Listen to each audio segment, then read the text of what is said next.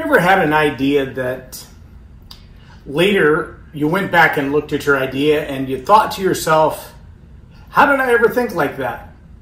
And did you ever get maybe caught up in a moment, an emotional reaction to something, and it caused in you just these, I don't know, for lack of a better term, natural thoughts, natural reactions, a mentality that, hey, everybody else feels that way, thinks that way, they must be right. And so you jump on board with the idea, the bandwagon, the reaction. You know, it happens at high school pep rallies on purpose. I mean, think about the high school pep rally for a moment. Remember softball days, volleyball days, football days when they had the pep rallies? Welcome to Leading Leaders Podcast. 5-minute videos, 5 days a week. I'm J. Lauren Norris with Leading Leaders Podcast. If you remember, and this may be an American culture only kind of a thing, but a pep rally was when the entire cheerleading team and whatever the sports team was, baseball, softball, volleyball, football. Football's the one I remember because that's what I played, but they would bring the team in, and sometimes the team would sit out in the middle of the gym floor and the cheerleaders would all rally around them, and we would always have these big giant paper banners that labeled the team we were playing that week. And it would say things like squash the Bulldogs and bury the Hornets. And I mean, just, you know, violent, aggressive kinds of movement against an enemy.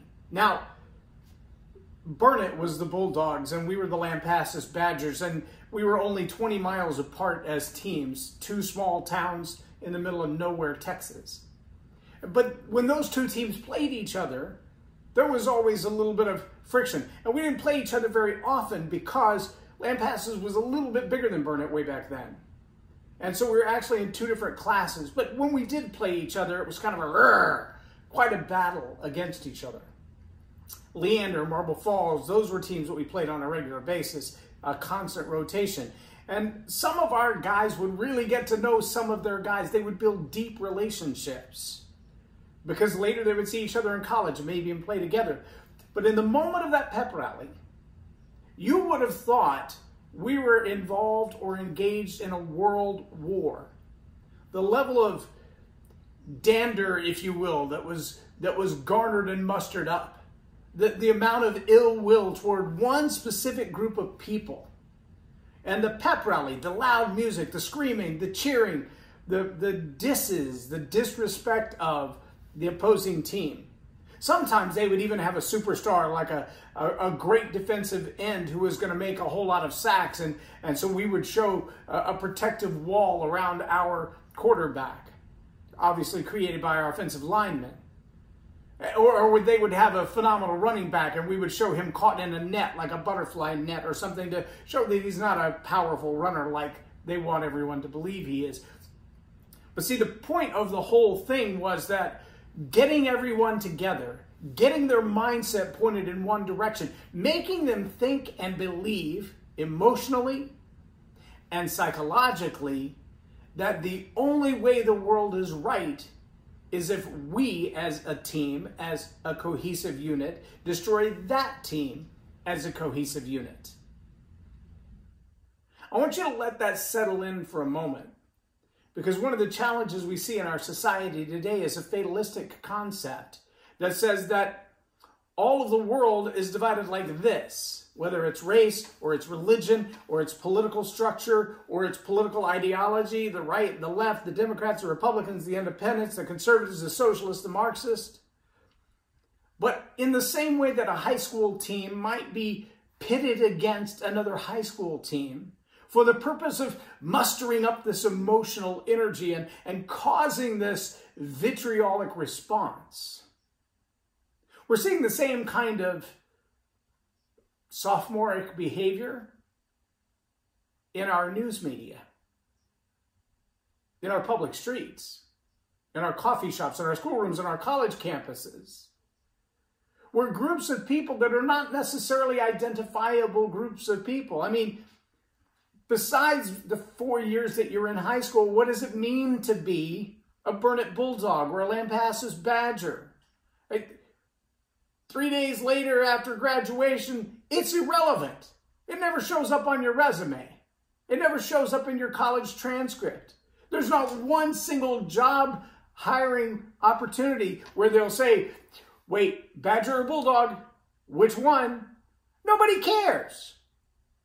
And yet, that kind of artificial temporary label gets placed on people and they get pointed out. Now, skin color is a little different thing. You can't walk away from that. You don't just walk out of the room. But see, there are complications in this aspect of saying, well, if you have that color skin, then you also believe like that. You can only think those kind of thoughts. You're only allowed to agree with those kind of ideologies. And again, we're getting back to a very fatalistic concept, because what we're saying is you don't really have a right to think on your own. You need to go find the list of things that people who look like this believe, and you need to follow that, and you need to act like that. See, if I were to walk into a high school pep rally and be in the mascot's garb of the opposing team, it would be an onslaught of abuse and possibly assault for being the wrong person in the wrong place at the wrong time. And unfortunately, there are people who have opposing ideas who are well educated, who are well informed, who've done their homework, and they don't agree with a particular party line. It happened in Abraham Lincoln's day when there were people who went, slavery, that's a stupid idea. In fact, that's a stupid enough idea that I'm willing to fight my brother to the death so that other people don't have to be slaves. Yes, it happened. Thousands of times over, families ripped apart because one part of the family believed that it was right to own another human being, and another part of the family went, that's a dumb idea. Why would you do that? And they fought, many of them, literally to the death over that idea because they were so firmly convinced that they were right. Now, that kind of framework of ideology, sometimes we forget that we've got to look at foundational elements and find the ones that are truly important so that we can stand beside those. I just want to read a little excerpt for you. This is out of a book I picked up yesterday in my Goodwill book searches. It's called Brilliant Blunders. It says the concept of a universal linear time did not appear right away. The ancient Hindu tradition, for instance, time had essentially no boundaries. And like the ancient symbol of the Ouroboros, the snake biting its own tail, the universe was assumed to undergo continuous cycles of destruction and regeneration. Nevertheless, Hindu sages of antiquity did come up with a rather precise number of the Earth's age. In 2013, it was supposed to be 1,972,949,114 years old, the Earth. The Earth, 1 billion years old. In the Western tradition, Plato and Aristotle were much more concerned with the why and the how of the existing order of nature than when it came about. But they even toyed with the idea of the recurring cycles in step with the heavenly motions. In the Christian world, on the other hand, a circular time was altogether rejected in favor of a unique, non-repeating straight line leading from creation to the last judgment. In this religious context, determinations of the age of the earth had been for centuries the exclusive province of theologians. In one of the earliest estimates, Theophilus, the sixth bishop of Antioch, concluded that the year 169, that the world had been created some 5,698 years before. That's a big difference, would you agree? 1,900,000,000 versus 5,600? His motivation for calculating the age was declared not to, quote, furnish the mere matter of much talk, but to, quote, throw light upon the number of years from the foundation of the world. While Theophilus did allow for a certain margin of error, he thought that margin was within 200 years. Now, here's the point that I'm trying to make. He said that it was from the dawn of creation on a linear line to judgment. Is it possible then, whether linearly or cyclically, judgment always comes? Is that futuristic thinking or is that fatalist thinking? Do you believe that you have a right to control, to create, to dictate into the universe, your own future? Or are you fatalist, that you believe that if I'm in this category of people, ideologically, theologically, politically, or by the color of my skin, that I must think like them, do like them, live like them, be like them, die like them? That there's no other options for me except to be like that? Or do you believe that I have the right and the opportunity to create my own future? That by changing the way I think, I can change the way I live. By changing the way I live, I can change my habits, my relationships, my circle of friends. And regardless of my worldviews, they can change. Regardless of my religious views, they can change. My political affiliations, they can change. My circle of friends, they can change. My economic status, it can change. My level of education, it can change. If all of those things can be changed, are we still set on a timeline that we have no impact on? Or, like many of the blunders that I really relish the idea of digging into in this book, like the idea of the law of relativity. It was a mistake at first, but we later realized it was wrong. There are different ideas about gravity. Black holes, who'd have thought, right? But what is it in your life, in your relationships, in your career, in your education, in your political circles, in the people you choose to hang around with, that you feel like I'm already in the flow of this, like a pep rally where the energy is high and everyone agrees, and you haven't yet allowed yourself to understand that at the end of that high school graduation, your deep affiliation, your deep emotional movement along the lines of that pep rally will end. This too shall pass. This season will be over. This fervor, this energy, this movement, it has a cycle. It's going to come to an end. And the question is, like the Civil War, will you be on the right side or the wrong side of it when it happens? Like the pep rally, the winning team, the fight for the Super Bowl, when it's over, will you be on the winning side of it? I don't know. I don't know. But will I still be a person able to make my own decisions? If I'm alive, I still have the choice to make my own decisions. If I'm alive, I still have the right to create my own future. If I'm alive, I still have the ability to determine what I will do, what I won't do, who I will hang out with, who I won't hang out with.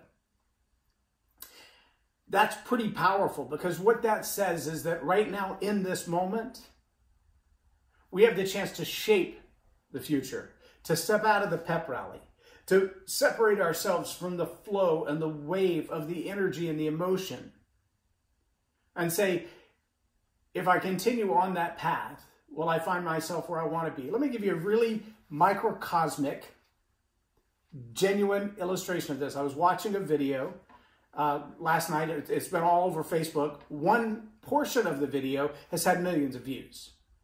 Another iteration of the video has had a few 100,000 views, but it's looked at from a totally different perspective, because there was a news team on the streets in Minneapolis when this particular event happened. Here's what the event was. In the malaise that happened in downtown Minneapolis in the days shortly following the death of George Floyd, several police cars were set on fire, and some of those SUVs still contained the law enforcement officers' weapons, long guns, flashbangs, other types of things in their gear bags in the back of their SUVs. Which means when those vehicles were vandalized and then eventually abandoned by the police officers, those weapons were still in there. So now you've got a chaotic mob who has access to law enforcement, military-style, military-grade weaponry with no professional training to handle it. And that became evident when two of the AR-15s were taken from the police vehicles and were being brandished by young teenagers who had no training in how to use them. One of them literally walked out in the street and just started randomly firing it amongst the crowd. That's a lethal weapon up to almost 2 miles. Randomly firing into the crowd doesn't mean the bullets just disappear into the sky. They're coming down somewhere, and they can fall fatally. But he wasn't trained to do that. He doesn't know, and he doesn't really care. He's caught up in the pep rally of the moment. Well, when the second one was brandished, There was a concerned citizen who looked at that moment and went, somebody's going to die unintentionally.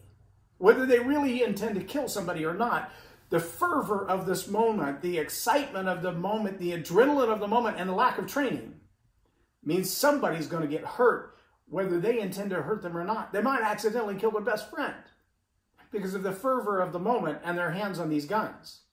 And so he charged in, and he disarmed them both, and he took both weapons, and he disabled both weapons, and then he gave them back to the police. Well, he's a Marine.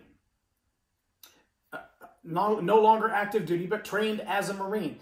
He knew what he was doing. He was skilled with the weaponry and skilled in the moment and didn't get caught up in the fervor because his training taught him, I have the ability to remain calm and to make wise decisions. See, there are instances occurring all over the globe right now. Some in reaction to the pandemic, some in reaction to the race riots and the protests. And I separate those, riots versus protests, looting versus protest. Those are not the same. I get that.